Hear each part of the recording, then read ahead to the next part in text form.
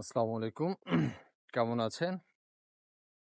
সম্প্রতি বাংলাদেশ বন বিভাগ থেকে একটা প্রজ্ঞাপন জারি করা হয়েছে যে আহ, এক ধরনের গাছ আছে বাংলাদেশে, তার নাম হচ্ছে ইউক্যালিপটাস গাছ।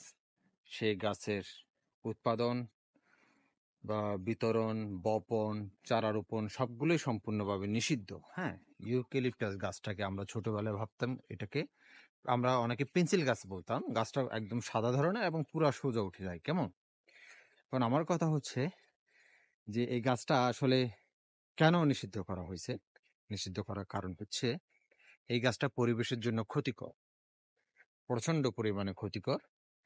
এই গাছটা যে এলাকায় বা যে বাসা আশেপাশে থাকবে ওই বাসাতে রোগ ব্যাধি তো দেখা দিবেই, সেই সাথে আহ কি বলবো, এই বিভিন্ন শ্বাসকষ্ট, তারপরে অ্যালার্জি ঘটিত ব্যাপার। হ্যাঁ, যে কোনো অসুখ বিসুখের মূল কারণ হচ্ছে এই গাছটা বিষাক্ত একটা গাছ।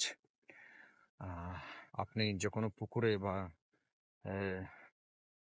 জমিতে যদি বিষ প্রয়োগ করেন, যে রিয়েক্টটা হয় এই গাছটাতে সেম রিয়েক্টটা হয়।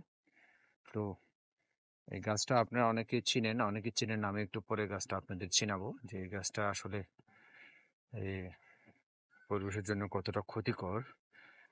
আপনারা না জেনে অনেকে গ্রামের বাড়িতে বা বিভিন্ন জায়গায় গাছটা রোপণ করে দেন সুন্দর বলে, আসলে কিন্তু এটা ঠিক না। আমি একটু পরে আপনাদের গাছটা দেখাচ্ছি, ওয়েট। হ্যাঁ, এই গাছগুলো দেখেন আমার ঠিক পিছনে, এই সাদা ধরনের যে গাছগুলো দেখা যাচ্ছে এগুলো হচ্ছে ইউক্যালিপটাস গাছ। দেখেন আমরা ছোটবেলায় এগুলোকে পেন্সিল গাছ বলতাম, দেখতে সাদা এবং খুব লম্বা, এবং গাছের পাতাগুলো সরু সরু। এই গাছগুলো আসলে পরিবেশের জন্য বিষাক্ত এবং ক্ষতিকর। আপনারা যারা যেখানে এই গাছগুলো দেখবেন কেটে ফেলে দিবেন, আর যদি ছোট থাকে, চারা থাকে, তাহলে উপড়ে ফেলে দিবেন। এই গাছগুলো যেখানেই থাকবে সেখানেই পরিবেশটা নষ্ট করে ফেলবে। যদিও দেখতে সুন্দর, এটা হচ্ছে মানে বিষাক্ত সুন্দরী আর কি। যাই হোক, ধন্যবাদ।